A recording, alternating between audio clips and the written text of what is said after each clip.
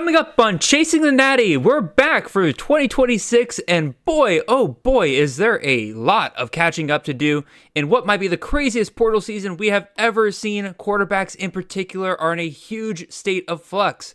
We're going to go through all the ones that could have huge impact on this upcoming 2026 CFF season, and maybe, just maybe, which ones you might want to avoid early on. All of that and more coming right after this.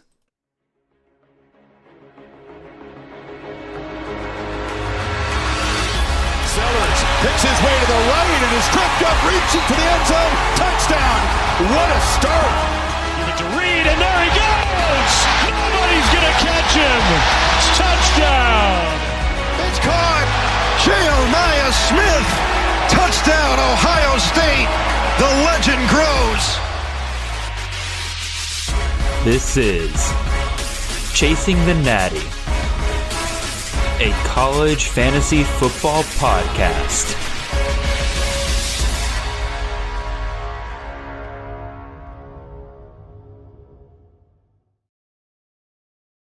All right, welcome in everyone. This is Jared Palmgren, host of the Chasing the Natty podcast. Hope you guys are having a wonderful ride to your work on this Monday morning. We are the College Fantasy Football Podcast on the Campus to Canton Podcast Network. You can find us on all of your podcast feeds and on YouTube every Monday morning during the off season at 6 a.m. sharp. If you want to support the great work we do here, head on over to campustocanton.com. Subscribe there with any of our phenomenal tiers. We got content ranging on all sorts of college football games, whether it is CFF, Devy, C2C, College DFS. If you play it, then we've got content, whether it's tools, rankings, pretty much everything you need to succeed. In fact, right now, if you want to support the show directly and even further, make sure when you sign up for one of our yearly membership tiers, you use that promo code NATTY, N-A-T-T-Y, to get 10% off your yearly membership. Again, that is promo code NATTY, N-A-T-T-Y. If you can't do that, totally fine. You can just show us some love by leaving a like, a comment, and a subscribe on the YouTube side of things. If you're on the podcast side of things, just leave a 5-star review. Make sure you're following the show. Not only does that show us support, but also the entire game of college fantasy football in general, a ton of support. If you have any further questions or want to get in touch for whatever reason, you can find me in the show on Twitter. I'm at CFF_Jared. The show is at Chasing the Natty, and the handsome fellow across from me today, the super dad himself, is Mr. Nate Marchese. Nate, welcome back from the holiday season. How is our break from the end of CFF season? Break was good. Tonight's a little bit of a struggle, but the break was awesome. Just a little peek behind the curtains. What Jared and I have been dealing with the last 15 minutes is me trying to put my daughter to bed the night before her birthday party. So she turns 6, and she's very excited for her birthday party tomorrow. We'll see how this goes. Some of you may hear Dad screaming in the background, so we'll see what happens. But my holidays were awesome, man. How you doing? Holidays were good for me, man. I get, for the most part, a lot of my family was kind of spread out all over different states and stuff like that, and so for the most part, me and my fiance just got to just chill at home and just kind of enjoy a couple of weeks where there wasn't really much for us to like. There wasn't a lot of obligations for us to go to and everything, especially for around the holiday season. So it was a nice break at the end of the year after what was a pretty hectic year for me last year. So I very much enjoyed it. Yeah, family's good. I know you guys went through some things over the last month or so. So everybody good? Yeah, everything's good there. Again, we celebrated my nephew's birthday at the end of December. Went up to Chattanooga for that. And then the next day, and then that night, me and my fiance just got ourselves a cabin in the woods. Oh, sweet. We went hiking the next day. So nice. It was super, super nice. So recharged, ready to go for this upcoming 2026 season. God, so much has happened. Obviously, technically the 2025 actual football season hasn't ended yet. We still got the national championship here ready to go. Unfortunately, neither of our teams, Nate, made it very far in this year's playoff. But, that's just how the sport is. I guess, how are you recovering from your Sooners getting... I guess both of our teams really dealt with just letting some games get away from them that they probably shouldn't have. Yeah, I mean, I'm used to it. I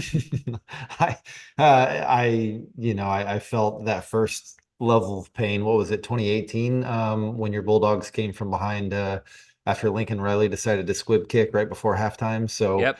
blowing a 17-point lead is really just par for the course, and it's to be expected, I guess, for Sooner fans. But for you, it is not expected, and Kirby has never given up a lead like that, so that's got to be a little bit of a little bit of a shocker for you guys. I mean, well, I mean, we've given up plenty to Bama in the past, right? But like again, obviously, like going into halftime when it was 21-12, I mean, it took a lot of BS to get there. But I was like, okay, if we made it to halftime, we have the lead. I'm feeling pretty good because like usually Kirby in the second half is very good, but not this time. Turns out, Georgia's one weakness is just elite quarterback play, and Trinidad Chambliss brought elite quarterback play to that game that night. So, Dude, he hat tip was to him. he was absolutely on fire against you guys, and it was very similar to how he looked against Oklahoma. Like it's just he brought his A game against both of our squads for sure. Yep, it is what it is. Prepare for next year. Hopefully our downfield passing can improve, because I think that was a big reason why like Ole Miss was able to take control of that game, was that they didn't fear the downfield passing at all. But that's neither here nor there, Nate. We got a lot to discuss here. We got transfer portal news. Speaking of crazy things happening in college football, again, we live in a sport where we still got the national championship to play, but we got movement all around the country here. What's your general vibe on the portal this year? It's madness, and it's awesome, and I love it, and I can't get enough of it. So, yeah, I mean the QB carousel, because that's what we're going to be talking about today. I mean, the quarterback is by far the most interesting position to discuss when it comes to the portal, because teams are willing to break the bank Yep. for particular quarterbacks, and as we found out with Damon Williams, sometimes announcing that a quarterback is returning doesn't necessarily mean that he is, or he does. Like you never know. I know that there's at least a few guys that I want to discuss today that have announced that they're returning, and I don't even know if that's for sure going to happen. And a couple guys that haven't announced that they are returning, they're just kind of lingering out there, but they're not in the portal. So yeah, man, it's chaos, and there's still a number of prime spots left to be determined. And I think that's what makes this so interesting, is that by the time this, like this recording gets actually put out there to the airwaves and people listen to it, there may have already been a number of these guys commit in positions that can really change the dynamics of what CFF looks like for 2026. So it's wild. Dude, I am fully prepared for an announcement to come across our Twitter feeds like as we're trying to record this, or better yet, about 10 minutes after we're done recording this. Because you're right, there's several big names that we'll talk about that have not committed anywhere. We'll save those for the end, but I guess we could talk about some of the major spots that have not really gotten their guy yet, right? I think part of it is, in the case of Oregon, Dante Moore's still deciding whether or not he's going to come back or not. And given how the season ended, there's a little bit more talk that he could end up coming back. To maybe kind of push for a championship run next year. Obviously, Ole Miss needs to figure things out now that Trinidad Chambliss is been denied his waiver. On the lesser side of things, I mean, Georgia Tech still needs a spot. Syracuse, well, Angeli's still around there.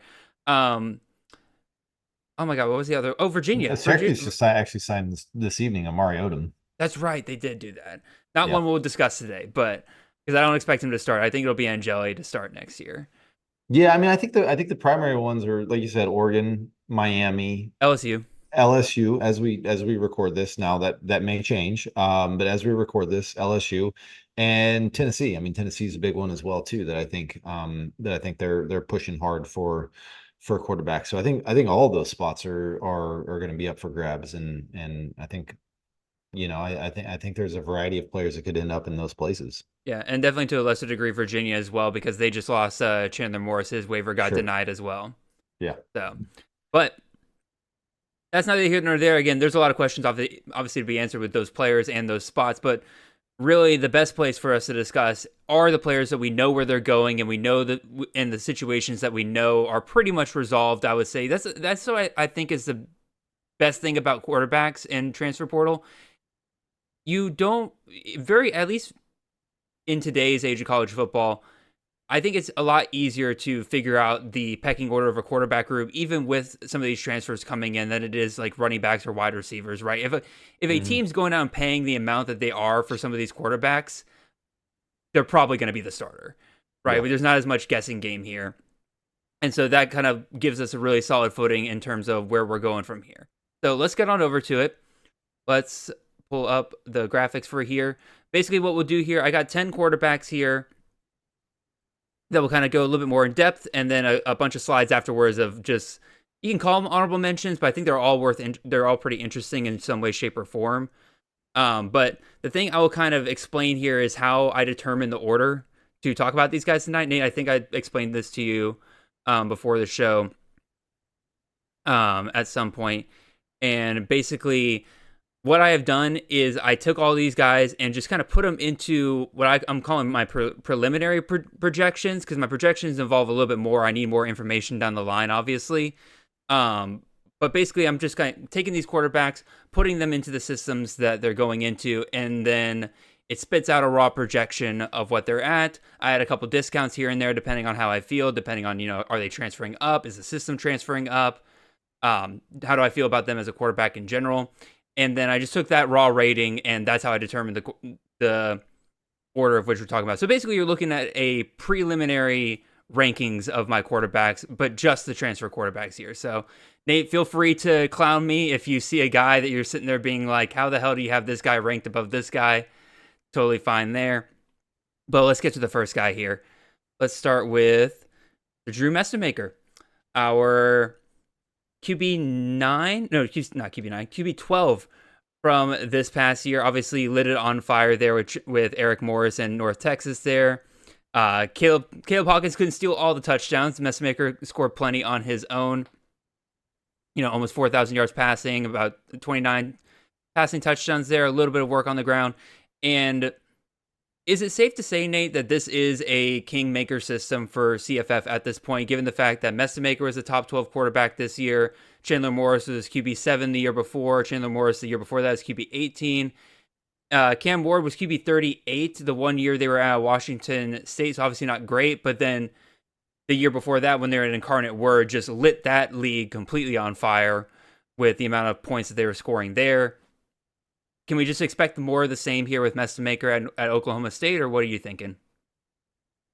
I don't know that I'm ready to anoint him as a kingmaker, but we're knocking on the doorstep. What I think what he did the last two quarterbacks with Chandler Morris, like you mentioned, Drew Mestemaker, obviously. I mean, Drew Mestemaker's gone from a quarterback that many people in the CFF community did not think he would win the job last year, to he's earning upwards of $3 million.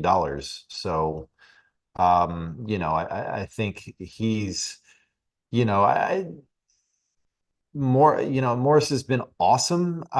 But at the same time, like, he wasn't great, like you mentioned, with Cam Ward, and now he's moving up a level to the P4. So it's going to be interesting to see what happens. But I think as far as the transition from North Texas to Oklahoma State, like, this is the best you could have asked for Drew Mestemaker. I mean, maybe Indiana, but other than that, like, this is perfect. Like, he's following his coach, and their defense is going to struggle, and they're going to have to play in a lot of shootouts, just like they did in North Texas. Like, it's got the makings to be pretty fun. I haven't really thought about where I would rank him, for next year. It's a little early for that, but I mean, he's going to be a top 20 quarterback. I think just even though he's moving up, like, it's a good setup for him. It's a great landing spot.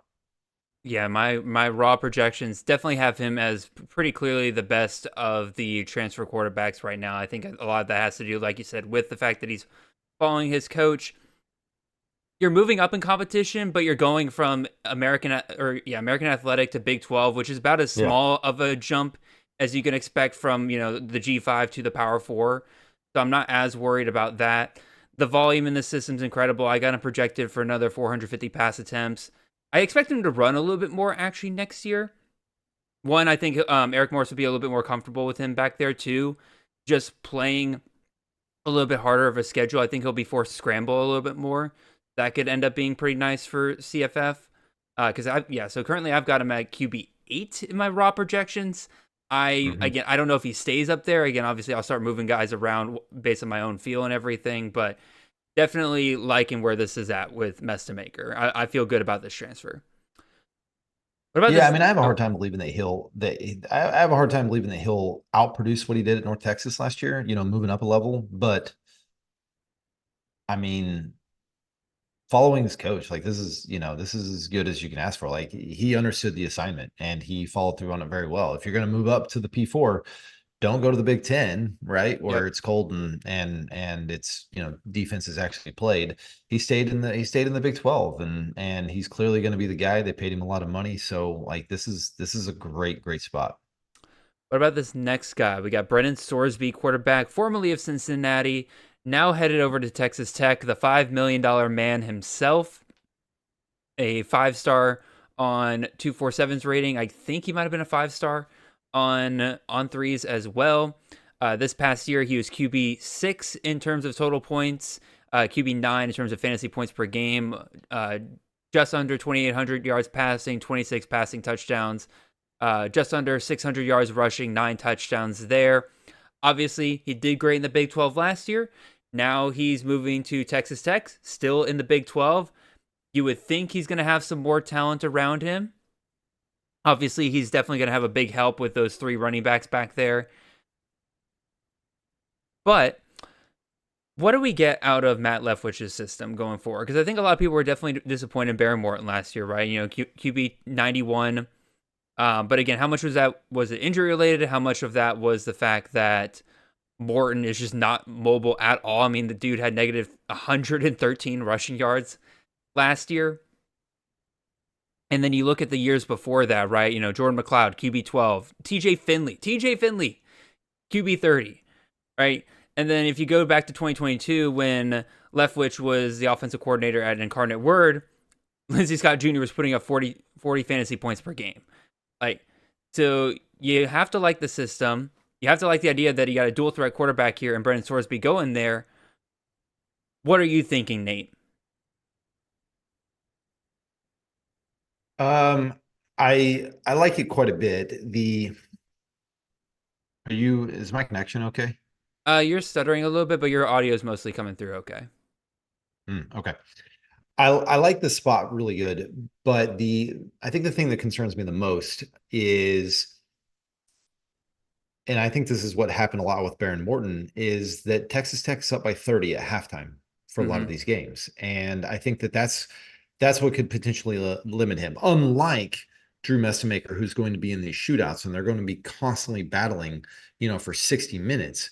Yep. There's a legit chance that in 4, 5, 6 of these games, Sorsby could be done by halftime or the end of the third quarter. And so that's going to limit him some. However, the difference between him and Baron Morton, like you mentioned, and I think that is a big advantage for Sorsby, is that he can run the ball, and that I think that that's going to help him around the goal line. I just released an article about how important it is for running quarterbacks in CFF, and he definitely fits that mold. Whereas because of his injuries, Baron Morton did not, and so I think that's going to be key.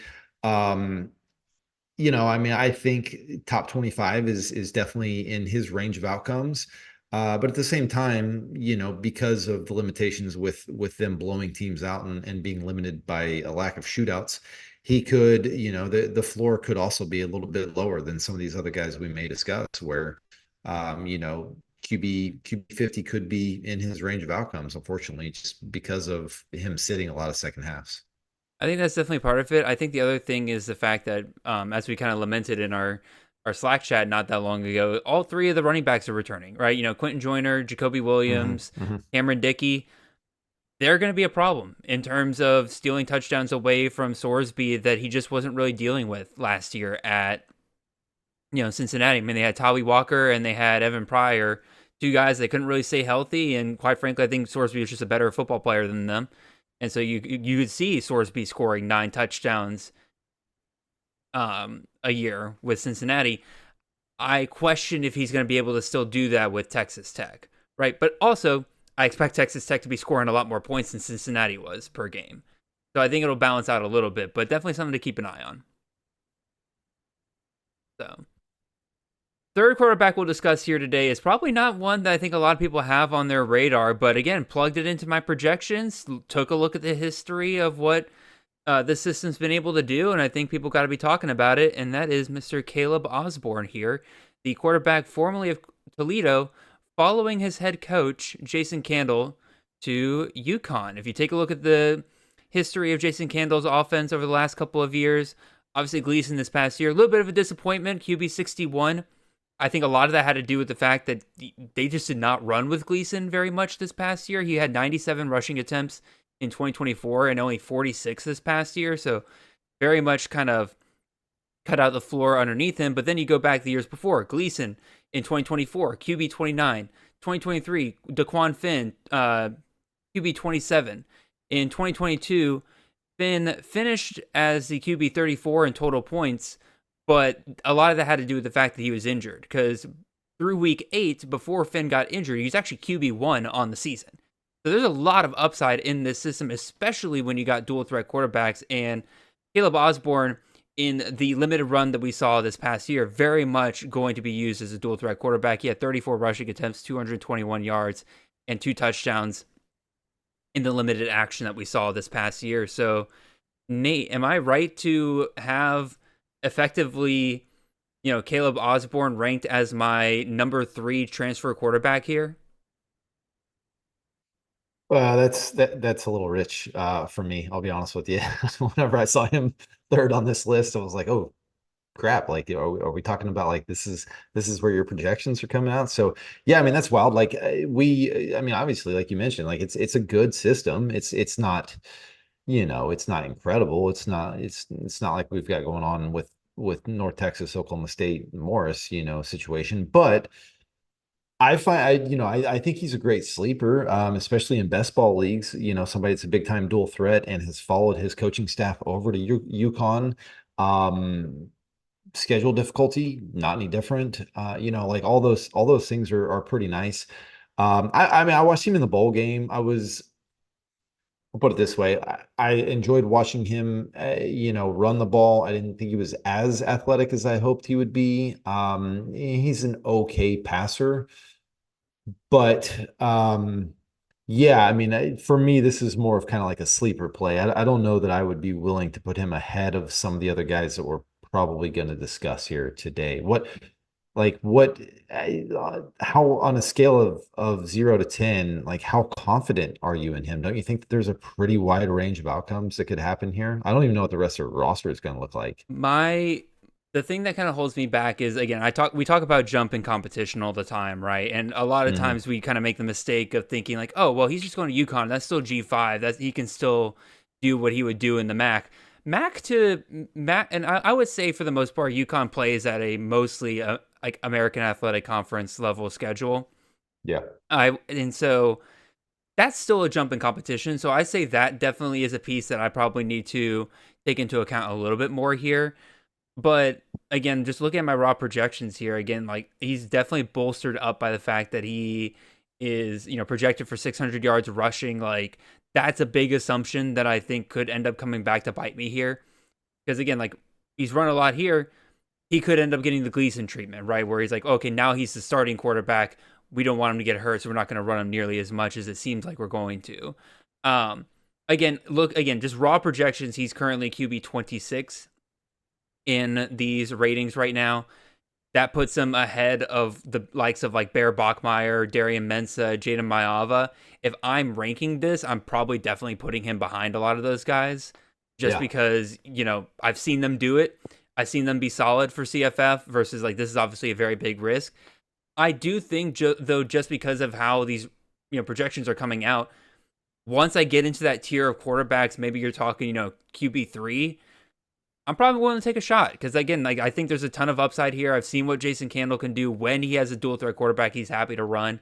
And looking at the schedule for UConn, there's not much I super fear here, right? Again, Maryland in week 2, probably not the greatest, but, Miami of Ohio, Syracuse, Temple, UMass, Air Force, North Carolina, James Madison, Old Dominion, Wyoming. There's like not a lot of games there. I would say I'm super concerned that this offense won't be able to translate against. Of course, it's Jason Candle. He's going to have his 1 or 2 games a year where it's just a complete offensive dud. and you're going to be sitting there crying. But that's what makes him a great best ball play, I think, moving forward, especially. Yeah, I think if the bowl game's any indicator of how they're going to use him, I have no doubts that they're going to run the hell out of him. Like that's what he is. He's big, he's strong, he's fast. Like they're going to run him. I just don't know how good of an actual quarterback he is, or if he's more of just kind of a wildcat like Bert Emanuel. Like, is that what he is?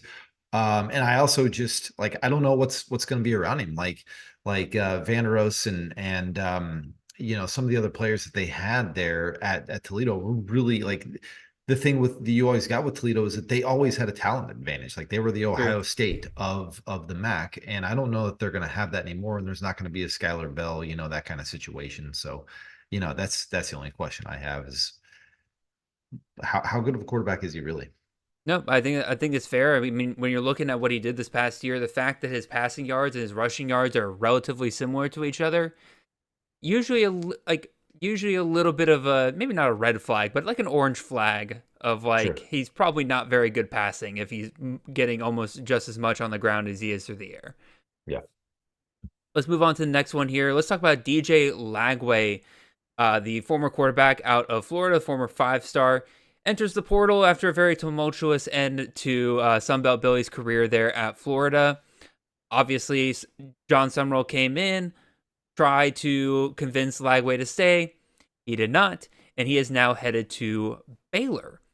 And one Jake Spavital, the offensive coordinator at Baylor, has done pretty well for himself these last couple of years, causing Nate to have to do a complete 180 on him, which has been hilarious to watch. But, you look at Sawyer Robertson the last 2 years. This year, QB 16. Year before that, Robertson was QB 34. Right? Do I question if Lagway is going to be able to do that necessarily in year one here? Because, again, there's a lot of translation that has to happen, right? Maybe not.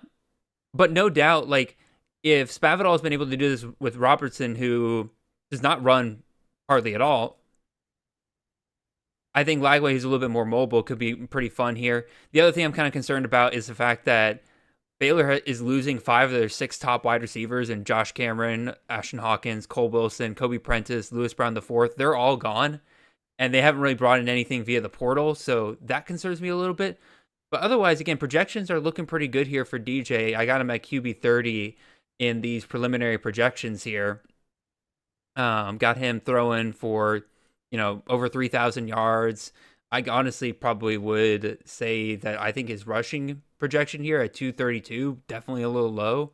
What do you think, Nate? No, I can't follow you on this one.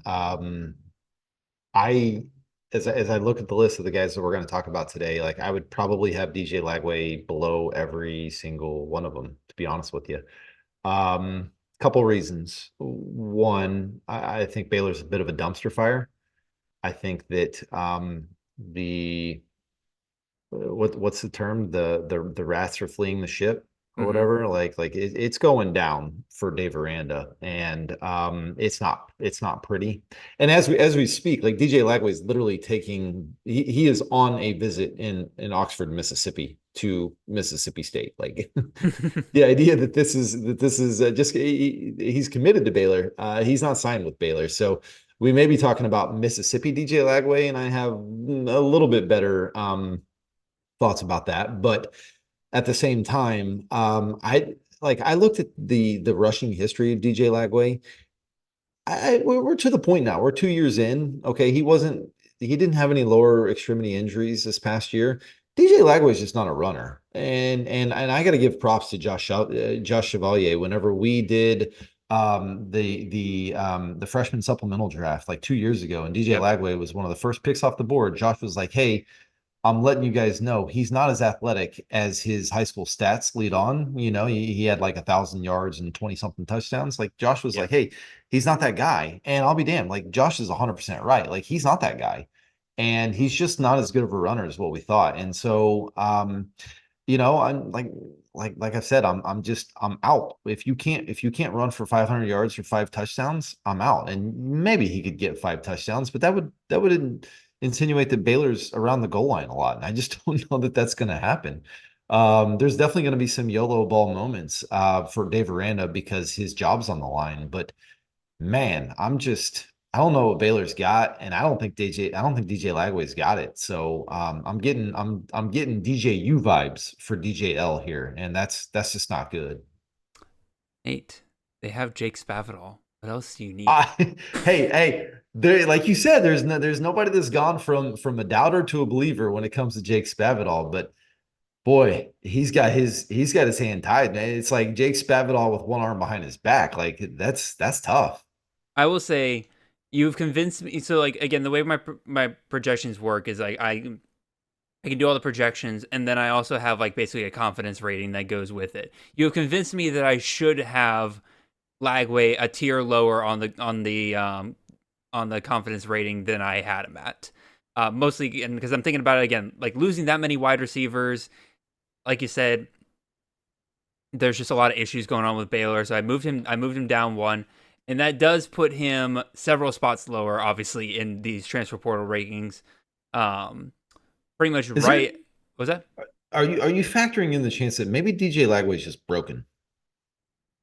Right? Always a possibility. Like after we watched DJU, we're like, yeah, okay, cool. You know, like that was the COVID year. Like, yeah, this guy's gonna work out. And then we watched him play a full season. We're like, whoa, wait a second. Like, some things aren't right. And then it was just like, oh man, he might not get right. Like Billy may have broke him. And I don't I mean, like trying to I force him back like he did at the beginning of the season was crazy. Yeah, I mean, it's just, like when a guy doubts himself as much as it appeared like DJ Lagway was, like it's just like I don't know that he's going to get it back as and there's another guy on this list that we're going to talk about later on that may be broken as well too, but I like his landing spot a lot better. So yeah, I just have a lot of doubts.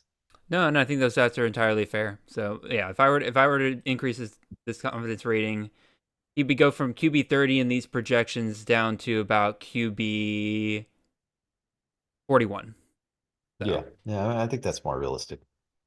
let's move on to the next one here. This is another fun one that, like, when I first saw the landing spot, I was like, oh man, I don't know about this. This is kind of a tough one, especially with how good he was last year. And that's Alonzo Barnett the third. And there's some talk about him maybe going to UCLA if Nico were to move on, but Nico sounds like he's staying put. So Barnett does the smart thing and goes and finds himself a nice little Big 12 team to attach himself to.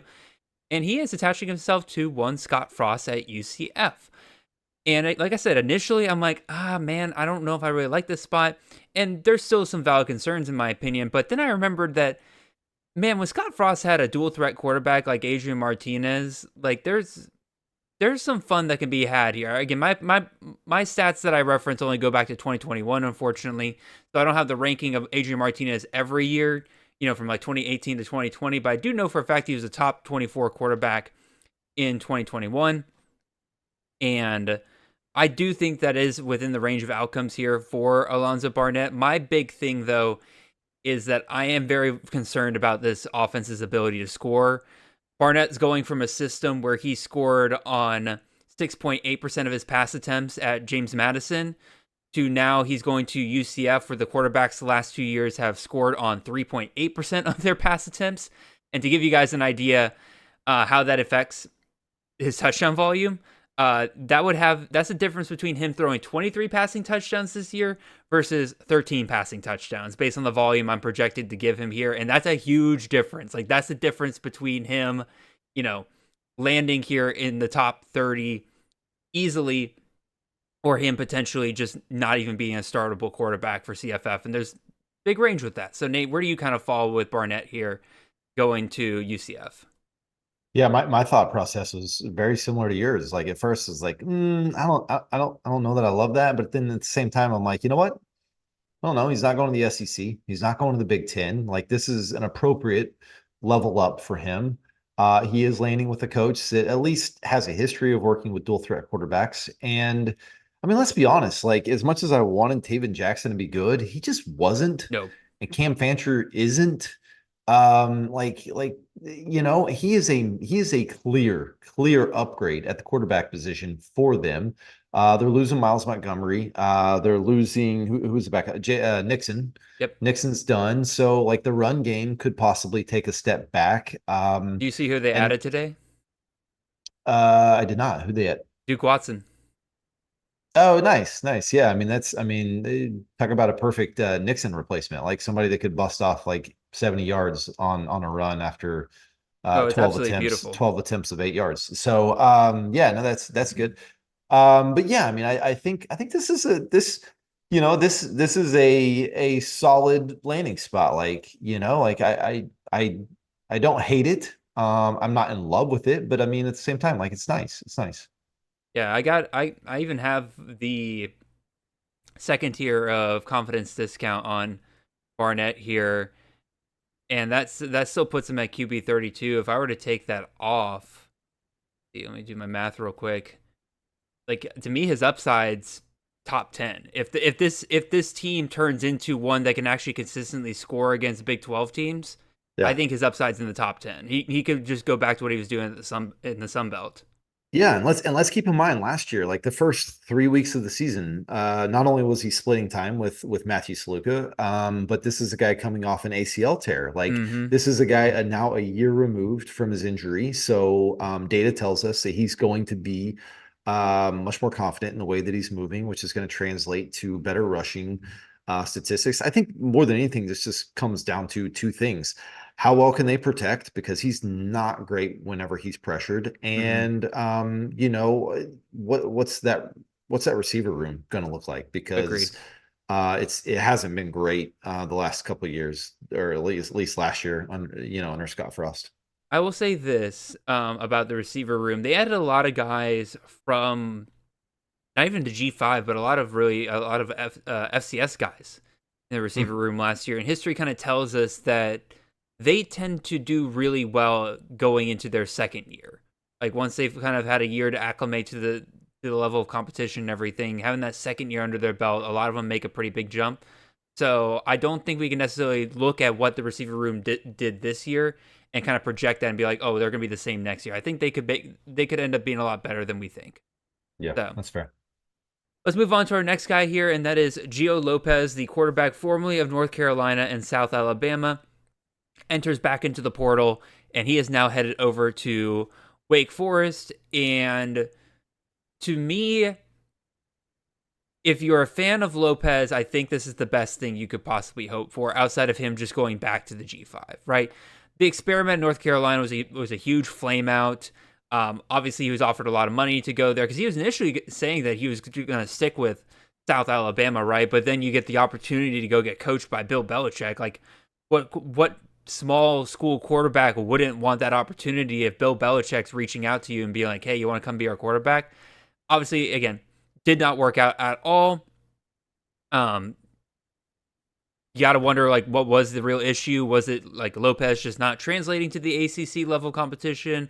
Was it the fact that UNC was just such a dumpster fire that nobody could really succeed there? Truth's probably somewhere in between. I kind of lean more towards the dumpster fire thing being the bigger factor because like Max Johnson performed even worse than Lopez there. Like nobody was really succeeding in that system, but now Lopez, in going to Wake Forest, is reuniting with the offensive coordinator that conducted him when he was at South Alabama in 2024. Now, obviously, that was Major Applewhite's system for the most part, but I do think that it is worth noting that, again, he is reuniting with somebody who's coached him before. And I think if you're wanting Lopez to have a shot at succeeding at the Power 4 level, this is all the pieces you need to kind of come together, especially with the fact that, again, this offense made Robbie Ashford look solid at times last year. I'm not going to pretend he was great or anything like that, but like they were able to utilize a dual threat quarterback. And I think coming in with Lopez familiar with the system already, I think he could be solid. Last time that Lopez and Izell worked together, Lopez finished as the QB 26 on the year. I think that's very possible here. What do you think, Nate? Yeah, I love this landing spot. Like, give me Gio Lopez over Caleb Osborne, over DJ Lagway all day long. Like, I love quarterbacks following their OC or their play caller or somebody in their coaching staff, and that's exactly what he did whenever he decided to go to Wake Forest. Like, yeah, you're right. Like, if you're not going to go to the G5, which is probably his level, despite how much North Carolina was willing to pay for him, Like go follow the guy that's coached you in the G5. And they lost Damon Claiborne. Not that he was like some stud for Wake Forest this year because of all the injuries and they just weren't that good at running the ball. But at the same time, like this feels like they're going to be a little bit more dependent on him and him being able to run the ball. Like he was, I'm pretty sure I put him on my stock down report last year in the spring whenever he went to North Carolina, just because I hated that fit with Bill Belichick. He's probably going to be in my stock up report this year because I think that this is like you've unprisoned him, and that's really what you want for a guy that, as Andrew Cass would put it, is just kind of, he's fun to watch because he's either going to have an incredible play or he's going to turn the ball over, like every possession. So I love this landing spot for him. Yeah, the only thing I'm kind of looking at here in my projections that I'm a little worried about is I kind of projected for 570 in terms of his rushing yardage. Do you think that's reasonable, Nate? It's that's probably close to his ceiling. Yeah. But at the same time, it's a staff. Both the OC and the quarterback have been willing to run their quarter. The OC and the head coach have been willing to run their quarterbacks. So I don't think it's outlandish. Alrighty. Well, I think we both agree. We like that landing spot. I imagine. I wonder if you, again, based on how positive you and I are talking, I wonder if we'll end up being two that end up having him higher than most people. Because I think a lot of people might be out on him after last year. But Maybe, and I think a lot of people probably watched Robbie Ashford play quarterback, which was pretty ugly at times, oh right? yeah. Like, I mean, it's not pretty.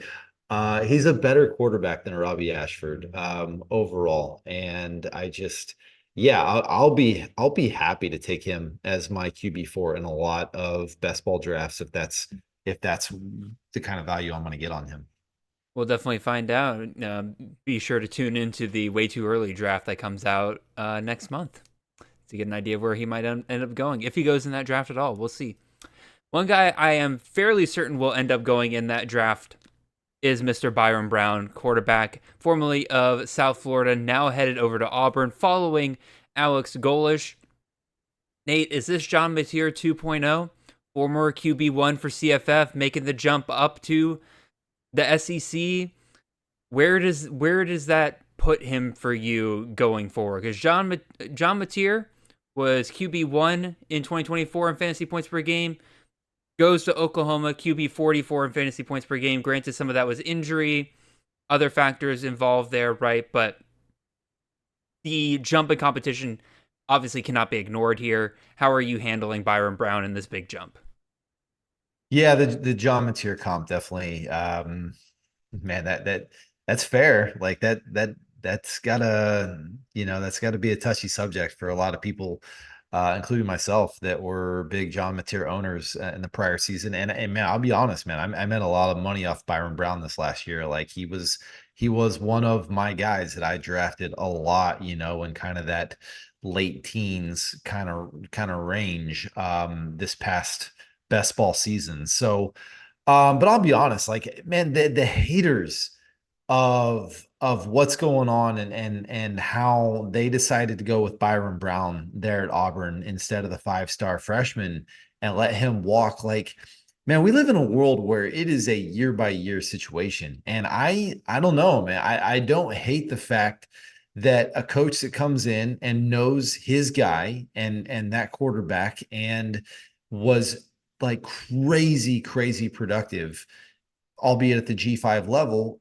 Like, I think they can hit the ground running this year. And unlike Oklahoma, I know Auburn was decent on defense last year. I don't know that they're going to be like elite on defense. They And lost a lot. yeah, and I think that whereas John Mateer, like midway through the season, the staff's like, hey, we get a lead. We're just going to we're going to milk the clock as much as we can. We're not going to put anybody in harm's way. And we're going to lean on the defense. Auburn isn't going to have that luxury. It's not No. as much as I think that they would. So I still think that, yes, you're not going to get QB1. I think that's definitely out of his range of outcomes now. But I think that drafting him as a top 20 quarterback is in his range of outcomes still. He's very familiar with the system, and they are going to have to sling it around a little bit. So, yeah, I'm tempering expectations, but I still don't hate this landing spot. Like, if he's going to move up to that level, like this is where he needed to go. Somebody that knew what he's capable of. No, 100%, right? Like that's like if he's gonna go jump up this far, this is the best case scenario you can ask Yeah. for. And again, the whole thing with Deuce Knight, and like, don't get me wrong, like if I was an Auburn fan, I'd probably feel in the same way, right? Like it doesn't feel good to lose a 5-star freshman quarterback, especially one that Right. you know scored like 600 yards and like 7 touchdowns or whatever in the one God, that's start that he crazy. did. Yeah. Oh, absolutely beautiful game from Deuce Knight there. But also, like people have to understand what system Alex Golesh is bringing here to Auburn. If you are a high level recruit and you're wanting to get to the NFL, just being honest, this is not the offensive system to play in. This is an offensive system you come to play in if you want to put up points, you want to put up stats and stuff like that. That's great. That's fine. That's dandy. You go and you do this veer and shoot system here with Alex Golesh here. A quarterback like Deuce Knight who has his eyes on the NFL probably isn't as interested in that, right? And it also makes sense, Deuce Knight's going to check out the portal, see what he can get paid. The thing I'm more concerned about that I have in my notes here is the quarterback's one thing. I do think that them like losing out on all these receivers, obviously Cam Coleman was always going to be hard to keep around, but Right. Malcolm Simmons, Eric Singleton, Perry Thompson, Ratio Fields, like all of these guys that are pretty high level talents that I think you could convince to play in a system like this. The fact they lose all those guys and replace them with Keyshawn Singleton, Jeremiah Koger, Chaz Nimrod, guys familiar with the system, no doubt, but are they going to have the talent level to be able to then translate to the SEC? That I think is going to end up hurting this offense a little bit more because it's one thing you have Byron Brown throwing to 4 and 5-star receivers. Is another thing if you have, even if you kept Deuce Knight, if he's throwing to, you know, 3 low 4-star wide receivers. Right. Catch my meaning? The talent advantage is gone. Yeah, Yeah. you're right. They had like he did Alex Kolesh did an incredible job of recruiting players from the P4 and bringing them down to South Florida, and that talent advantage is gone now. And he's got some guys that are moving up a level that, like Chaz Nimrod, either did not perform at that level or have never shown that they can perform at that level. So I think the difference is like I don't know about you, man, but I'm a huge Alex Golesh fan. Like I love that dude. Like he's got some moxie. He doesn't give a crap about anything. And Tennessee, their offense kind of fell apart or has at least struggled since he left. And South Florida did not. Like they've been awesome. So I'm a believer in him. But yeah, man, boy, you talk about Oklahoma State pulling in everybody from North Texas and seeing if they can make the jump. Yeah, do that, but also make it like 2 or 3 jumps more. And that's what Alex Golesh is trying to do right now. No, for sure. And like, here's the other thing. Like, you talk about Tennessee's offense struggling since Alex Golesh left. Part of that is because like Tennessee is moving a little bit away from the veer and shoot system. Like they've gotten feedback of the fact that like their wide receivers are not making it at the NFL level because they don't know how to be true pro receivers, right? Quarterback was the same thing. Part of the reason why Nico left, right? So they are trying to move towards like a more pro style system, and that's why they're struggling a little bit. The other thing is that I think Alex Golesh works if he's going to a league that hasn't seen this offense before. But the problem is like the SEC has seen this offense before. Back when Alex Golesh was offensive coordinator at Tennessee, and we saw very quickly after a couple of years, like once the league kind of got used to preparing for Tennessee, that offense started to drop off a little bit there as well. So I don't know if he's like going to have that same impact, kind of like how Tennessee, when Josh Heupel first arrived at Tennessee, kind of caught the league by surprise. I don't know if he's going to get that with this round coming in. Does that make sense? Yeah, no, that's a great point. Like this league has seen the veer and shoot. Like they're very familiar with it. So yeah, absolutely. Alrighty. Let's move on to a quarterback that I'm not really entirely sure exactly what to think. I think I threw every word in there that I could to make it very clear that I am all over the place with what I'm thinking here. Let's talk about Aaron Philo, the quarterback going from Georgia Tech to Florida. very clearly the backup behind Haynes King last year. Haynes King is gone. Aaron Philo, following Buster Faulkner, who was the offensive coordinator at Georgia Tech, now the offensive coordinator at Florida. Seems like this is going to be the starting quarterback for Florida coming into this year, and I think it's a pretty interesting bet that John Summerall and Buster Faulkner are willing to do here, because Florida, I think if they wanted to, could enter themselves into the QB market like an LSU, like an Oregon and everything, go get somebody bigger. But no, they're sticking with a guy that is familiar with Faulkner's system. So I think that's interesting, point number one. Number two, when I look at my projections here, obviously, again, these projections are very system-based, and so they look at what Haynes King's done the last couple of years, QB 14 in 2024, QB 4 this past year. That's going to make Philo look really good in these projections, but I'm not entirely sure if that's exactly how he'll be used. Like, to me, nothing really jumps off the page as to, whether or not he'll be able to do what King provided the last 2 years. Like, yes, he can run, but it also doesn't seem like when he's been out there that he's getting designed runs. It's been more of like scrambles here and there that can go for big plays, don't get me wrong, but I don't know if they're drawing up plays like they will be for King. Where are you at, Nate? Because I'm kind of all over the place with Philo here. Yeah, I think that's a fair concern. I think for me, like I like Aaron Philo. I think he's a really, really good quarterback. I liked what I saw from him whenever he came in for King. Here's the deal though. I think this is great from a football standpoint. Like I think this will work for Florida. I think the fact that he's got familiarity with Buster Faulkner, I think John Summerall is a hell of a coach. Like I think all this is going to work, and it's a big time upgrade for Florida.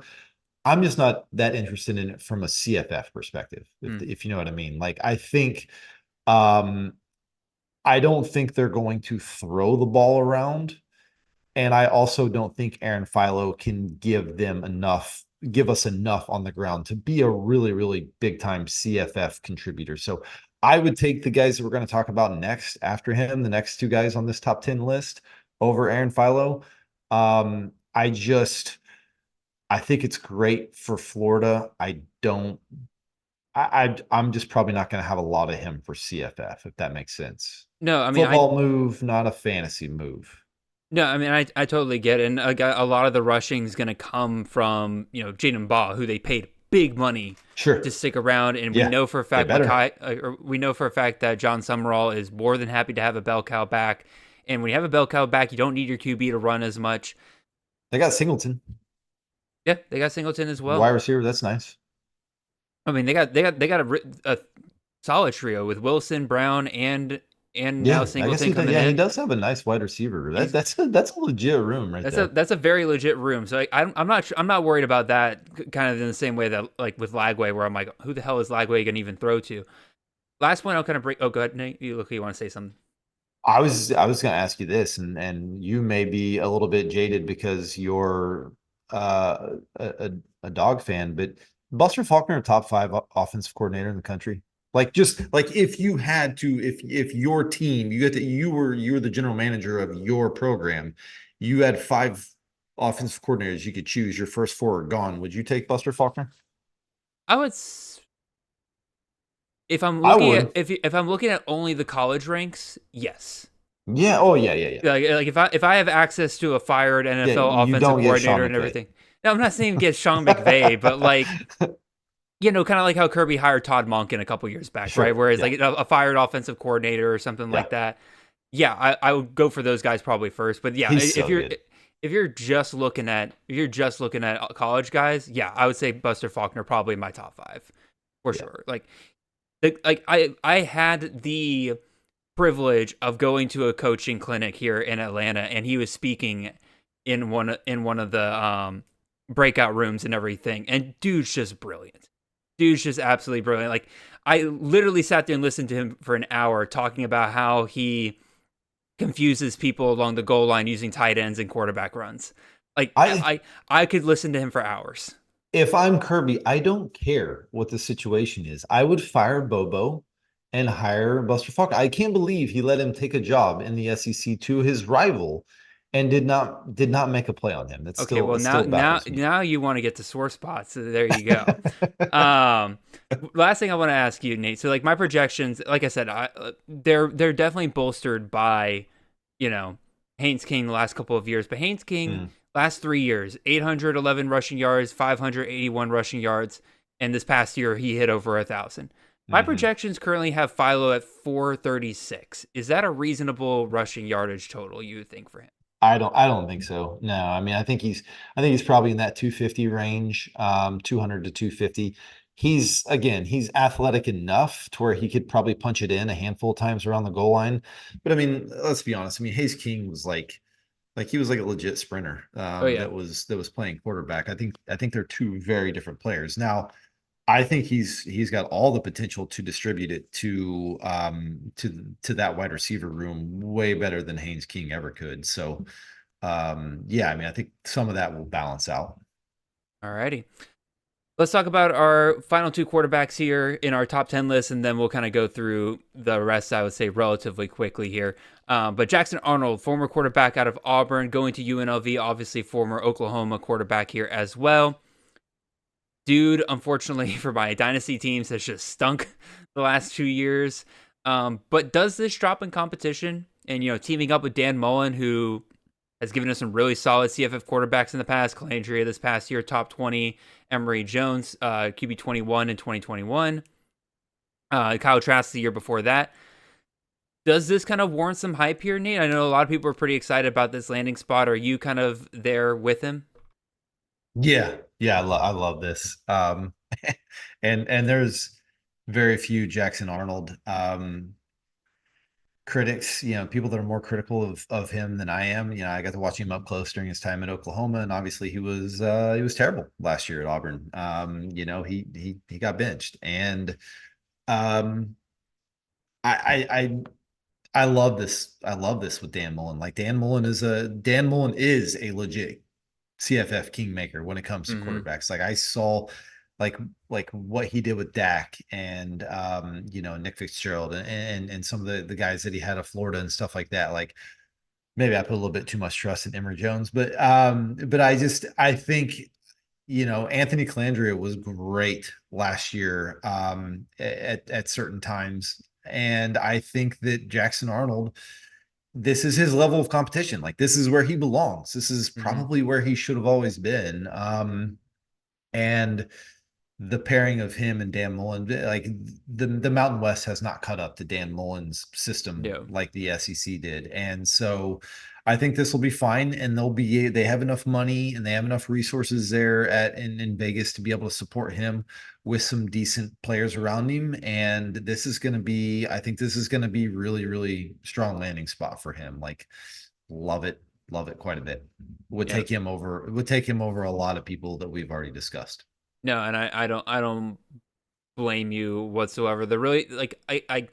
He came in lower on my projections than I was kind of expecting because, again, obviously, like you said, Dan Mullen's just been absolutely on fire. I think the thing that holds him back in my projections is the fact that, again, like Arnold's just been so bad over the last couple of years where he's only throwing touchdowns on 3.9% of his pass attempts. That does kind of lower his touchdown ceiling in my projections a little bit. Like I think, my projections only have him scoring 16 passing touchdowns and 6 rushing touchdowns. You have to imagine he comes in higher than that, right? Yeah. With Dan Mullen and UNLV. Passing yardage 2380, rushing yardage 670. Does all sound reasonable or yeah, no, I think those are no. I think you're good. All right. So the last guy we'll discuss here is another guy dropping down in a competition here, obviously going from the Big 12 down to the Mountain West. And to me, this very well could quickly become the projection of all projections this year because this is a guy we haven't seen a lot of actually in terms of like actually being on the field. But man, we've been hyping up Haas Haney for years in the CFF community. We thought we were finally going to get him with Oklahoma State last year, and he looked good for about 15 minutes before he got injured and then basically gave up on the rest of the season because I think Mike Gundy gave up on the rest of the season. And the rest is history there. He transfers out, and boy, is this landing spot great. We go to Colorado State, where Jim Moore has just taken over, and obviously he doesn't bring his offensive coordinator with him from UConn, but I believe it was the quarterback's coach is now the offensive coordinator here. So you're expecting a very similar system here. This system took Joe Fagnano Last year, turned him into QB 23 on the year, and that's with 0 rushing aid hardly to go with it. Haney's definitely not going to have that problem.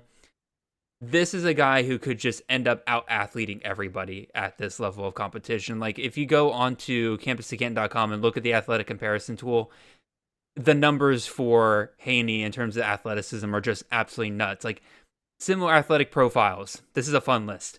Russell Wilson, Garrett Green, John Rice Plumlee, Trace McSorley, Chandler Rogers, Bryce Young. Like, athletic out the wazoo. Top 90% in 40-yard dash, top 90% in max miles per hour, top 90% in broad jump, top 90% in 3-cone, top 90% in shuttle. Like, this is a guy that is, quite frankly, going to be leaving a lot of people in the dust in the Mountain West.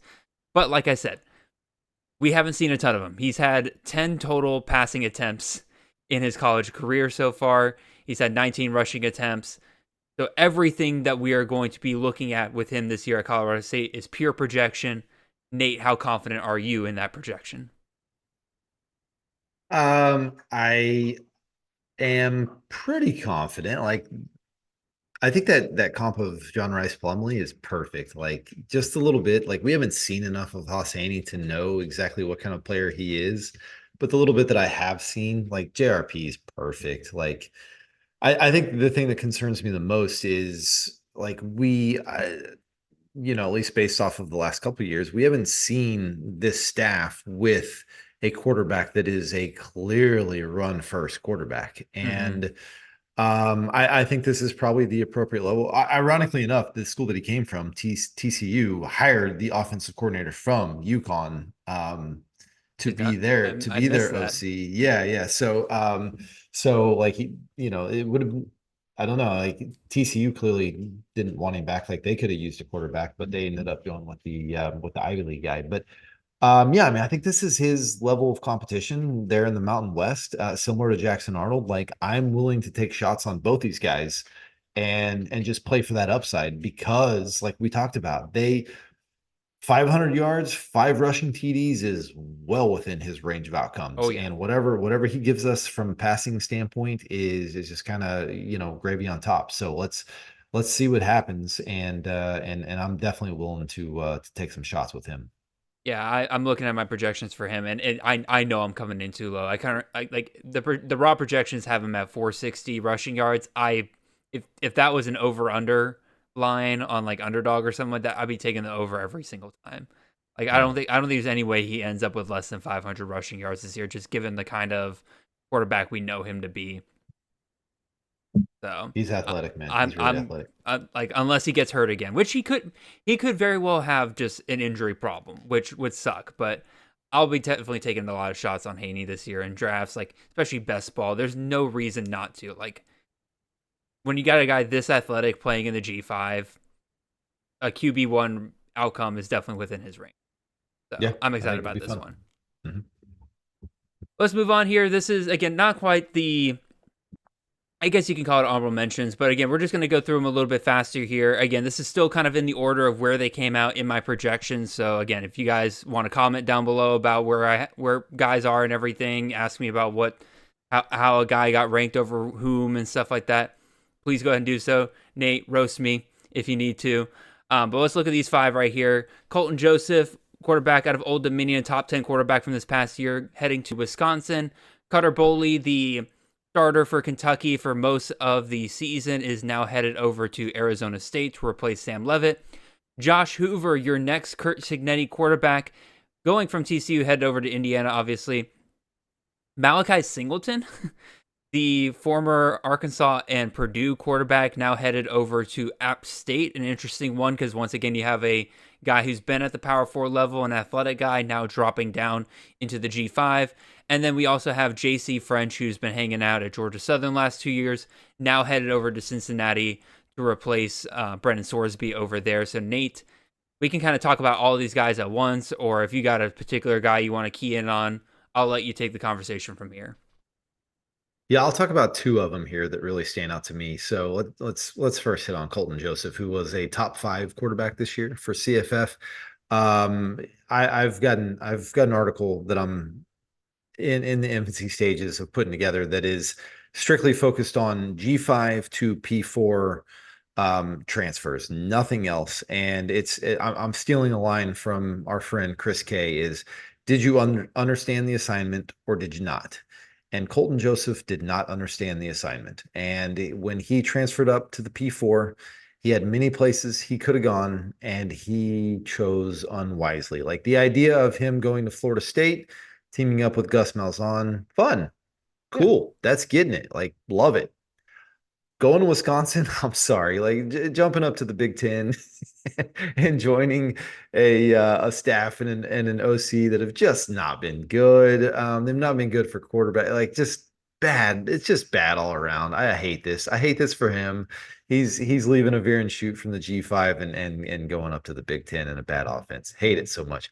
On the flip side, I love this move for Josh Hoover. Like I've come to the point with Kirk Cignetti quarterbacks that I don't care what your name is or what you've done. If you start for Kirk Cignetti, you automatically get to be in my top 10. That's it. Like you just get an exemption to where you get to be in the top 10. Josh Hoover will be a top 10 quarterback for me next year. I think he's as talented, if not more, than Fernando Mendoza. He just makes a lot more mistakes than Fernando Mendoza does. I love this fit with Kurt Cignetti. I don't care. Kurt Cignetti, just everything he touches turns to gold when it comes to quarterbacks. That'll be no different with Josh Hoover. Love this fit for him. I am sorry. I'm trying to look up. Where did Curtis Rourke finish? There he is. So Curtis Rourke finished. Curtis Rourke played half the season with a torn ACL. So I don't care where Curtis Rourke finished. What about Todd Centeio? No, I mean Todd Centeio. That's not even a real person. Like he turned a make-believe person into like a top 10 quarterback. Yes, let me. I can grab you the Centeio. Who was the guy after Todd Centeio that went on to Texas State? Jordan McLeod. Threat. Jordan McLeod. He turned Jordan McLeod into like a top 5 quarterback. Fernando Mendoza. Like Fernando Mendoza's, he's fine. He's just like he's not athletic at all, and yeah, they're so efficient. No, like Josh Hoover's going to carve people up with Nick Marsh. No, again, let me be very clear. I have no questions about the passing ability here. I do question, again, Hoover is a statue. Like, there's not much rushing. No, Josh Hoover is more athletic than Fernando Mendoza. That is a misnomer. He is more athletic than Fernando. I've been very efficient in the running game. I can tell you that much, though. I think he will. I think he will get between at least 5 and 7, maybe 8 rushing touchdowns this year. I've got him currently projected for 4. So we'll see. I have questions when it comes to that. Again, as I said in my notes, he came in lower in my projections than I was expecting. Yeah. Like, again, he's currently projected at 2,700 yards. Again, we also have to remember, this is 12 games, right? Obviously, sure. The Cignetti quarterbacks have looked really good because of, being able to play those postseason games. But yeah, currently projected at 2,700 yards passing, 146 yards rushing, 25 passing touchdowns, and 4 rushing touchdowns. Yeah, I mean, I think he's one of the safest floor quarterbacks you're going to get next year. That's just what you get with Cignetti, like going forward. Like but also you just put out your article, Nate, about like if he's not going to run for 5+ touchdowns or 500+ yards, you don't necessarily want to like go after him. Yeah, right? He won't hit 500 yards. But even Fernando in 12 games hit 5 rushing touchdowns. Like they're going to be around the goal line enough. And I think he's athletic enough that I think that he's not going to be just a total dud in the rushing department. Like I think he's going to give you enough. And I think he's going to push at least 35 touchdowns that, I think 35 touchdowns through the air, 7 touchdowns through the ground. Like I think in 12 games, like that's going to push him right in that top 10 range. And like you said, like there's very few quarterbacks with a higher floor than a Kurt Cignetti quarterback these days. No, I agree. And this is the point I was going to bring up earlier. Like Curtis Rourke, even he not having much rushing ability, QB 30, on the year. Mendoza this year, top 20 quarterback. Like very safe bet. He'll be a hot commodity because of that, right? What do you think? Let's talk about Cutter Bully. I like it. I think that I think it's interesting that once again, Arizona State, Kenny Dillingham very much could have been a team that could have put themselves out there as a part of this market of big programs that are trying to land their quarterback. No, they went out and got Boley. Like Boley went into the portal and they snatched him up. That tells me Dillingham sees something where he's like, this guy fits my system. We're gonna roll with him.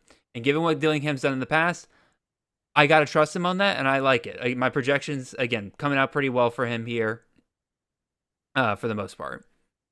I'm fascinated by the fact that so Arizona State was supposedly broke. Remember, Dilly was pleading publicly to donors to donate money to Arizona State, and then they go and they lost Levitt, they lost Raleek Brown, and some other players, and then they signed one of the best wide receiver rooms of any team this portal, like Omarion Miller, Reed Harris, and Vines Bright from Washington. That's a great wide receiver room in the portal. And phenomenal haul.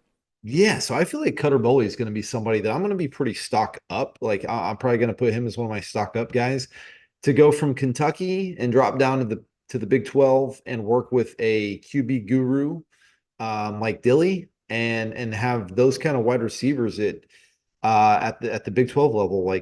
I'm bullish on that, even though I don't even know if Cutter Boley is any good. I don't know either. My projections got him at 2,200 yards passing. I don't again. You have that good of a receiver room. I think he definitely outperforms that projection pretty easily. Yeah. JC French, I'm not going to talk about much. I'm not going to draft any JC French. I don't care what my projections say. I don't think he's a good quarterback. I think Cincinnati's going to be a dumpster fire next year, and Scott Satterfield's getting fired.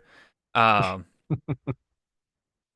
Singleton's, again, another one that I don't know what to do with, honestly, because, again, he has shown flashes at both Arkansas and at Purdue, but obviously never was the starting guy at either of those places, so he wasn't good enough to really do that. But now he's moving down to App State here. Dowell Logains is the head coach. We've seen what Dowell Logains is able to do with a dual threat guy. We saw what he did with Lenore Sellers in 2024, and Lenore Sellers was a top 3 quarterback the second half of that season. So it's I see the upside here, but also part of me is am I jumping the shark here by thinking that Singleton eventually wins this job? Obviously, J.J. Cole and both A.J. Swan are both gone here, right? Do we think they potentially sign another quarterback here to give him a competition, or do you think that this is the guy? No, I think it's fair that they probably bring somebody in at least for competition. Singleton coming in first probably gets the heads up in that situation, but I don't know. I honestly would probably take JC French over him. Yeah, I'm not a big fan of JC French. Never really have. I couldn't tell. Not a big fan. I think he killed the air raid system that was so fun in Georgia Southern there for a little bit because he can't throw the ball worth a dang. Anyway, let's talk about 5 more quarterbacks, Nate. Let's throw out Anthony Calandria, quarterback, going from UNLV to Nebraska. We got the guy that was originally going to go to Nebraska but flipped on the staff at the last second, is now headed to Kentucky, and that is Kenny Minchie, the former quarterback out of Notre Dame. Rocco Beck headed from Iowa State to Penn State. We got Michael Van Buren, quarterback formerly of LSU and Mississippi State, dropping down to the American and going to play for Brian Hartline at South Florida. And then we got Lincoln Kienholz, the quarterback out of Ohio State, former backup there, headed to Louisville. Nate, I know you are preparing your stock up and stock down articles. I have to imagine Anthony Calandria will be on that stock down article. Am I correct in that?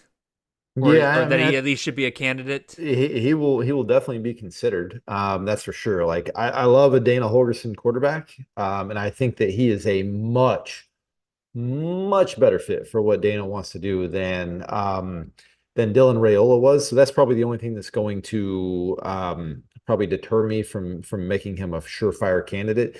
The thing is, though, is that I don't know that Anthony Calandria was really that good in the ACC. I'm definitely sure he's not that good in the Big Ten. So that's the big concern there, is that Matt Rule really isn't a quarterback coach that I want to begin with.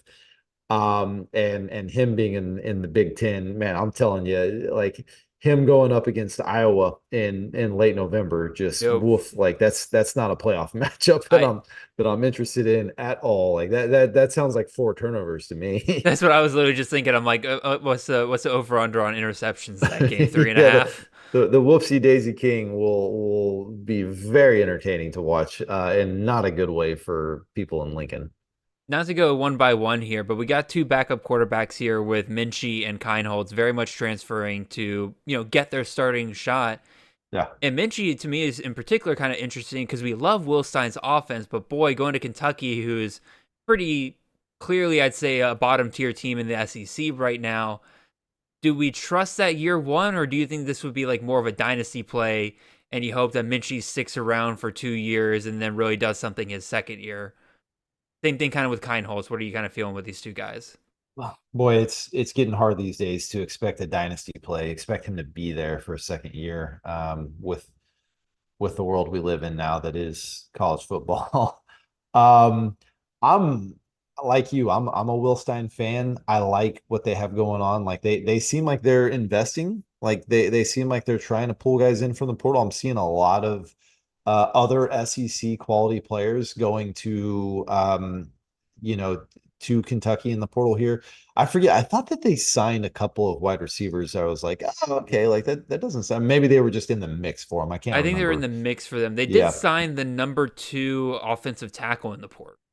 yeah, So that was a pretty big move for them. yeah, yeah. I'm a believer in what Will Stein's doing. I think it is going to be a nice little honey hole, for those of us that are going to be willing to recognize that it is Kentucky and they are bottom dwellers in the SEC. But I think that they're going to look a lot different than what Mark Stoops, what we're accustomed to seeing with Kentucky.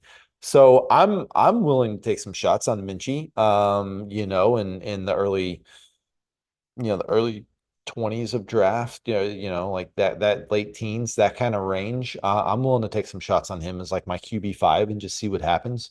Keinholz, I know Keinholz is a guy that I've written about that I was like, hey, from dynasty perspective, like I think this one will actually leave Ohio State. Like none of the other quarterbacks wanted to. I think this guy will.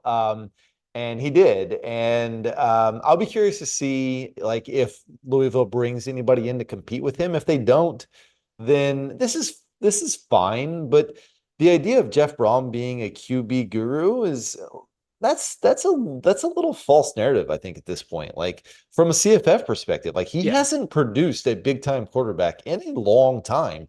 He's not playing from behind anymore. Like he's playing on equal footing. Like when he was at Western Kentucky, they threw it all over the field. And early on at Purdue, when he was playing from behind, they threw it around a lot too. He's a running back guy now. Like people need to realize that. Like Isaac Brown is a stud. Like they've got Keywan Brown stud. Like they got Hmm. running backs there. Lincoln Kineholz, maybe because he provides a little bit more running ability than what we're used to seeing. I guess maybe other than Tyler Shuck. And again, we do know that, especially over the last couple of years, that Brom is more than happy to run his quarterbacks and do those QB sneaks around the goal Yeah. line rather than just handing it off to his running backs. Much to the chagrin of Isaac Brown fans recently. Yeah. Um, And again, Kineholz is big. He can handle that workload. oh, for sure.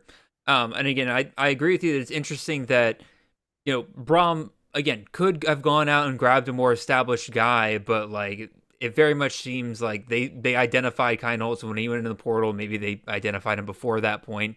We all know how the world works at this point, right? Yeah. But they were just like, this is a guy that we're going to bring in and he'll be our guy. Also, I looked at Kentucky's transfer room. I think it's mostly guys they were connected to but didn't bring in because the only guy they brought in is Xavier Daisy out of UAB. Ugh. They mostly have lost guys to Louisville, in fact, actually. Yeah. So we'll see. I imagine Will Stein will have a couple of guys up there. So there's still a lot of guys out there. Yeah. Let's move on to 5 more quarterbacks here. Ashton Daniels, quarterback out of Auburn, headed over to Florida State. This is our new Gus Malzahn QB1 here. We got Caden Hauser, former quarterback of East Carolina and Michigan State, heading back to the Big 12, where he will be quarterbacking for the Illinois Illini. Michael Hawkins, quarterback out of Oklahoma, former backup there, headed to West Virginia. We got Zion Chris, quarterback out of Houston, headed over to Tulane. And then McKay Hillstead, quarterback formerly of BYU and Utah State, heading back to Utah State. So a lot of interesting names here, Nate. Snip. For real. A lot of interesting names here, Nate. Where do you want to start with these guys? I would draft 2 of the 5 guys on this list, and that's Ashton Daniels. I'll take some shots on late. I think Ashton Daniels is a bad quarterback. Don't get me wrong. This is not a football play. I think this is going to get Mike Norvell fired. However, he fits what they want to do, and that is run the hell out of the ball and make one read and hope that Deuce Robinson is open. Yep. And if he's not, then Ashton Daniels is going to run, and perfect. That's what he does. So I think I like that. And then Michael Hawkins, and I think we both would agree, because people like you and me and others in the industry are going to be a little bit more excited about the idea of this fit of this dual threat quarterback with Rich Rod. We're going to be willing to pay up a little bit more for Michael Hawkins as compared to the other guys on this list. So he's going to cost you a little bit more. But there's still some risk, right? There's still for sure. Like, he has not won the job yet. What's the name of the freshman that was there? Scotty Fox. Scotty Fox. Scotty Fox was fine last year, and he's got a leg up because he spent a year in the Rich Rod system. But if there's anybody on this list I think probably could sneak in to like having that top 10 or at least top 12, like being a QB1 ceiling, it's probably Mike Hawkins, just because he is a quintessential Rich Rod quarterback, and that's what we want. And he's going back down to the Big 12. I love that. The rest of these guys, I don't have a lot of interest either. They're not good, or they just they don't provide enough rushing upside for me to be all that interested. I definitely agree with you that Ashton Daniels and Michael Hawkins, I don't care what my projections say, they will rank higher for me than where they're coming out in this projections, just because I like the systems better. I think the upside's there. I'm slightly interested in McKay Hillstead. Mostly, again, this is, God, I'm blanking on the head coach's name. I know Robert Anai's back there. Bronco Mendenhall, right? So Robert, I was going to ask you who got the OC job at Utah State. I think Robert Anai has been brought back. Interesting. And so, like, how about that, man? What a world. So Robert Anai's protege was that's Beck. He was at New Mexico. But yep. Yeah, okay, go ahead. He was. Yep, I just confirmed it. Robert Anai is the offensive coordinator for Utah State in 2026. So fun. I don't know that Hillstead's going to be able to run enough to. No, and I've already reached out to Brian Phillips, great guy, does great work for Utah State, and I straight up asked him, I'm like, because I thought Jacob Conover had another year. And I was like, okay, if Conover's there, I'm all in on Conover this year, just like I was with Bryson Barnes last year. Sure, yeah. But Conover's done. I asked him about Anthony Garcia, and he said Anthony Garcia is probably going to stick with wide receiver, unfortunately for all of us. And McGivern, who was the offensive coordinator that left, that he followed McGivern from like San Jose State and Arizona. Like, he'd followed McGivern twice. Yeah. And his coach is gone now. So I think that dream is dead. Yeah, that is unfortunate. And I asked him about McKay Hillstead, and he said probably not the only quarterback that Utah State will bring in. And he's not going to have a leg up, despite the fact that he was at Utah State a couple years ago, because this system's entirely different from Blake Anderson's, right? Yeah. So we'll see where it goes. As of right now, I'm interested because he's really the only quarterback on that roster that I can identify. And so we'll see how things go from there. You have any final thoughts, Nate, before we get to these last 5? No. Okay. Or the last 5 that are committed somewhere. And I don't think there's much really to discuss here. Austin Simmons, former quarterback out of Ole Miss, going to Mizzou. Seems like he'll be their guy. Jalen Raynor going from Arkansas State to Iowa State. Could be interesting. Dylan Lonergan going from Boston College to Rutgers. I think the only thing you can really be excited about there is that your Ian Strong left, KJ Duff shares should be okay in terms of just having a competent quarterback to throw him the ball. Ethan Grunkemeyer going from Penn State to Virginia Tech. If you didn't like drafting Penn State quarterbacks before, I don't think you're going to like drafting Virginia Tech quarterbacks moving forward. So, but if you loved James Franklin quarterbacks before, here you go. And then Ja'Cory Brown going to Rice is kind of interesting to me because, again, they do run the ball and they let their QBs run quite a bit. And Ja'Cory Brown, boy, he's pretty good when he runs the ball sometimes. So maybe I'm slightly interested in that. But Nate, your thoughts in general on these 5 guys here? This kind of bums me out because I thought maybe I would be the only person in the universe that's actually kind of interested in Ja'Cory Brown. I kind of love this landing spot. Sorry, man.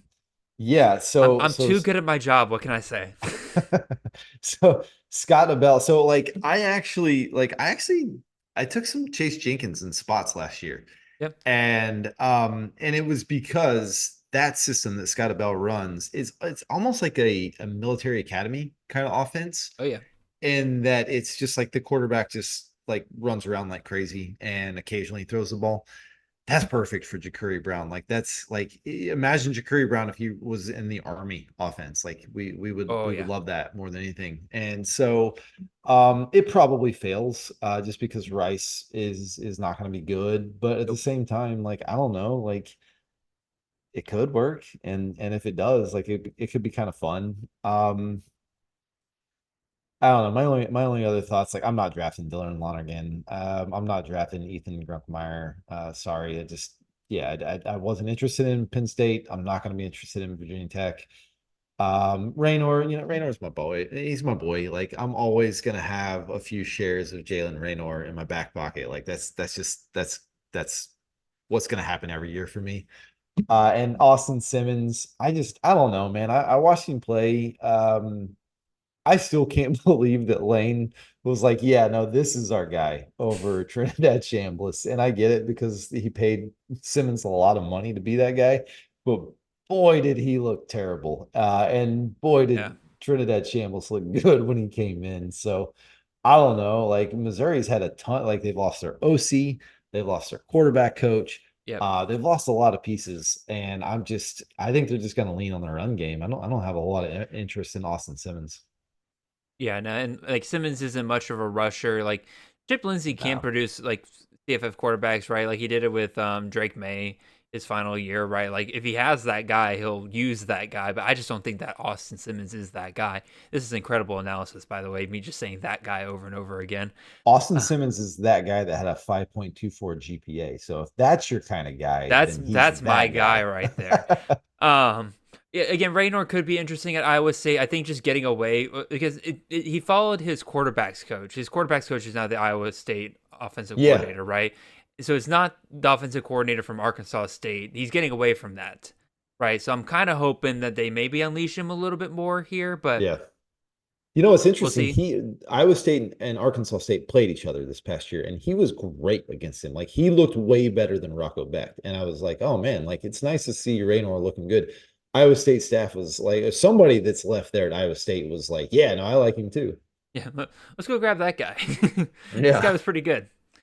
All right, so that's all the quarterbacks we'll discuss here that are committed. There's other guys out there like AJ Hill going from Memphis to Arkansas. I don't know if he'll end up starting. Arrington Maiden, quarterback, going from Memphis to James Madison. Maybe that's interesting. Cam Fancher going from UCF to Michigan State. I pray to God Michigan State does not actually think that that's a startable option. But none of those guys, like once I kind of projected out, I'm sitting there thinking like I'm gonna be drafting these guys high. But there's still a lot of unanswered questions here. And really it involves a lot of guys here at the top. And so we got 5 guys up on the board here.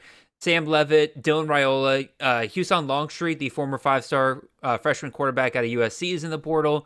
Deuce Knight, former 5-star freshman quarterback out of Auburn, is in the portal. And we also got Bo Pribula hanging around as well. I've thrown up on the screen kind of my crystal ball of where I think they're going to go. It's just nothing crazy or anything. It's mostly where the buzz is for a lot of these guys right now. And really for Houston Longstreet, I just kind of put him at LSU because none of the other guys I had here were going. I figured would go to LSU. I'm like, okay, well, LSU will probably take him, and he's actually on a visit there right now as we speak. Yeah. So could very well end up being happening. But basically, for those of you who are podcast listening, I got Levitt at Miami, Raiola at Oregon, Longstreet at LSU, Knight at Ole Miss, and Pribula at Georgia Tech. That kind of leaves Tennessee as the odd man out. I don't know where they would go for the quarterback at that point, but Nate, your general thoughts on these guys, where they could end up. Which one would you say is the most important landing spot potentially for CFF? Yeah, let me give you my thoughts on these guys, and then I'll give you like let's say for instance Tennessee is the odd man out and who I think that they could go after. I like the landing spot for all these guys, to be honest with you. I think Sam Levitt from Miami, like that's a perfect fit. Like if he ends up at LSU, that also is a perfect fit, but it's I don't know, it feels like Levitt, his brother, and Lane Kiffin. I don't know. It's something weird happened there for him to be on a visit, and then all of a sudden Damon Williams is like coming to LSU while he's at a basketball game with Lane. Like That must something have been went. so awkward, dude. Yeah, something went really, really bad while they were there, and I think a lot of these visits for Sam Levitt have gone awry, and maybe it's because of his brother. Just saying. So but him at Miami, perfect. Like, yes, like he fed Tyson, feed Tony. Like you know your role, do it.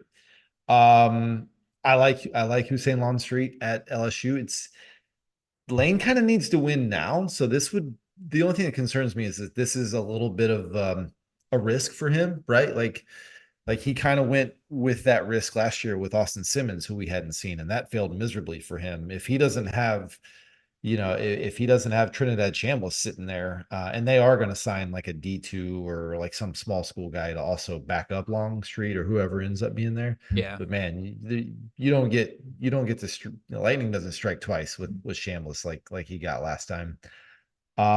Deuce Knight sounds all but done to Ole Miss. Fun, let's go. Like that could definitely work. Pribula, I'll pass. Don't need any of that. And Dylan Raiola, I'll pass. Like I wasn't that interested in their quarterback situation this year with Dante. Oh my gosh, brain fart. Oregon's quarterback this year, Dante. Nothing more. More, thank you. I want to say Lee for some reason. Like it's not Dante Lee. But no, I don't think Dylan Raiola is as good as Dante Moore. So, and I wasn't that interested in Dante Moore. They're not gonna run their quarterback right now, and No. neither of those guys are Bo Nix. So, yeah, give me all the Sam Levitt, all the Longstreet, all the Knight at these landing spots. I'll fade the other two pretty hard. I haven't projected Longstreet at LSU. I will say I have gone ahead and projected Knight at Ole Miss because again, that's like you said, it I think feels those are all fair, but done. He's currently my QB 21 in all projections. He would be if he was added to our top 10 list, he would have been number 3 quarterback we would have discussed today. I think him at Ole Miss and what was it, John David Baker, the offensive coordinator they're bringing back and everything. I think he would do extremely, extremely well, especially with the way they used Trinidad Chambliss this year. They just take a lot of that and move it over to Deuce Knight. You're good to go there. Oregon hasn't hired a new offensive coordinator yet, from what I can tell. So No, they're promoted from within. they promoted from within. Okay, Yeah. so that makes a lot of sense. We'll see how that goes, but yeah, I agree. Like whichever option they go with, Moore or Raiola, I'm not super interested. I think Moore kind of proved this year that like they're willing to go with kind of a more statuesque approach at running at quarterback, and that definitely caps the idea of an Oregon quarterback's just going to be good for CFF moving forward, especially now they're in the Big Ten. And Will Stein's gone, so again, so many things that could go right there. I'm kind of okay with the idea of Pribula as long as he's coming in at a good price. It's impossible really to know what that offense is going to look like, though, because they bring in Godsey, who is the Tampa Bay Buccaneers quarterbacks coach, has not called plays, period, since like 2016 when he did so for the Texans. And I think it's been over 10 years since he's done really anything in the college levels, let alone he's never called plays at the college level. So No. it's like we have no clue what his system's going to look like. I assume if you're going to getting Bo Pribula, you're going to let him run. So in that case, you get a dual threat quarterback in the ACC. I'll be willing to pay for that if he's at a reasonable price. But for the most part, I have no clue what to expect there. Yeah, and what's interesting about all these guys, like these are guys still left out there. By the time this podcast lands, on Monday, three of these guys could be at different places, It right? could be. Like Miami could get Ty Simpson to come back and and not go to the draft. Sam Levitt could go to LSU. Who knows where Longstreet goes? Blah blah blah. Who knows? Okay, but what about this thought? Yes. If let's say these five guys go and Tennessee's left holding their big McDonald's bag and they have this chair open. Devin Dampier. I think that's a legitimate one. Devin Dampier I've been waiting on that announcement. Yeah, he has not yet announced that he is returning. Now, of course, he probably will tomorrow after we record this, but he has not yet announced that he is returning to Utah. But Bird Ficklin has. His coach has left. His offensive coordinator that he followed from New Mexico has left. Like, what's left for him there? Yes, the coach taking over was the defensive coordinator, so he's familiar. But Yeah. what I keep thinking, one of these programs, whether it be Oregon or Miami or Tennessee, somebody's going to be like, you know what? Turns out Devin Dampier was pretty awesome last year when he was healthy. Yeah. Like he was actually not a bad passer too. Like you tell me he can't run some version of the veer and shoot like Byron Brown does. I mean, come Yeah. on, like he could do that. The other one I keep thinking about, like, could a Miami or Oregon who's got stupid deep pockets, maybe even an LSU, like obviously they did with Damon Williams, could they turn to JKS or Darian Minsa and say, come on, let's go. Like I'll pay you twice what you're getting right now.